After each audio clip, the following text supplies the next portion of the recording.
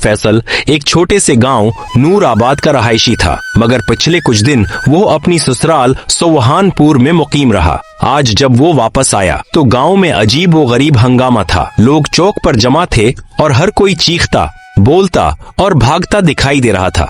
फैसल ने पूछा, अरे भाइयों, क्या हुआ? इतनी हंगामी सूरत हाल क्यों है? एक बुजुर्ग आदमी ने जवाब दिया, अरे बेटे, आसिफ के घर से वो नया गीजर चोरी हो गया है। चोरी? गीजर? ये क्या होता है? फैसल ने हैरत से पूछा। गांव के एक नौजवान तलहा ने आगे बढ़कर कहा, फैसल भाई, ये एक मशीन है जो नलके से गर्म पानी फराहम करती है। आसिफ शहर से लाया था और अब कोई उसे ले गया। फैसल ने सिर खुजाते हुए कहा, अच्छा, ये तो अजीब है।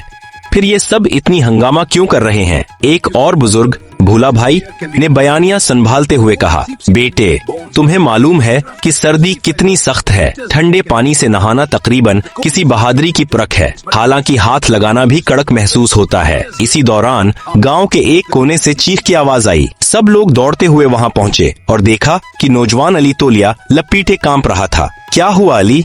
सानप ने काटा? किसी ने घबरा कर पूछा।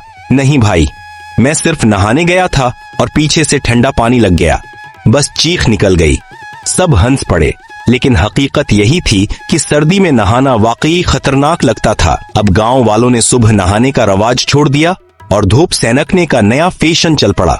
लोग चारपाइयों पर बैठकर बातें करते, खिशक मेवा खाते और कहते, ये सर्दी में नहाना तो सिर्फ बहादुरों का काम है। बस आग तापने का दौर दौरा था। फिर एक दिन आसिफ ने शहर से नया गीजर लाया। गैस सिलेंडर जोड़ा और दीवार पर लगाया। सब लोग पहले खौफजदा थे कि कहीं ये फट न जाए, मगर जब नल से गर्म पानी निकला और भाप उठी, सबके चेहरे हैरत से खुले के खुले रह गए। वाह भाई, ये तो वाकई गर्म पानी है। सच में ये तो जादू है। आसिफ के वालिद करम भाई, जो काफी वक्त से शीशो पंज में थे, बोले, बेटा, मैं भी ट्राई करूं।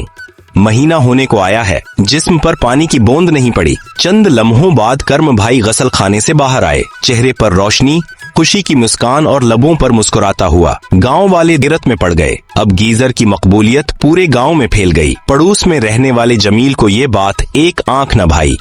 वो दिल ही दिल में कढ़ने लगा, आसिफ के घर तो अब मेला लगा रहेगा। देखना, किसी दिन ये मशीन ही गायब कर दूंगा। इधर गीजर की मांग बढ़ती गई। लोग सुबह सवेरे आसिफ के दरवाजे पर आ जाते और लड़ने लगते, पहले मेरी बारी है। नौबत यहाँ तक आ गई कि गर्म पानी के लिए लाइनें लगने लगे। आसिफ ने ऐलान किया, जो भी गर्म पानी चाहे, एक बाल्टी का 1 रुपया। लोग खुशी खुशी पैसे देते और अपनी बारी का इंतजार करते। आसिफ ने शहर जाकर नया गीजर भी खरीदा और दोनों गीजर्स लगाए। अब गर्म पानी की फराहमी मुकम्मल तौर पर गांव में शुरू हो गई। आखिरकार आसिफ ने ऐलान किया, अब ये गीजर सिर्फ हमारे लिए है जो VIP हैं, बाकी सब लाइन में लगे। बाप और बेटे ने एक दूसरे को देखा और जोर से कहकहा लगाया, क्योंकि गांव की सर्दी में ये छोटी मशीन सबके लिए खुशी का बायस बन गई थी।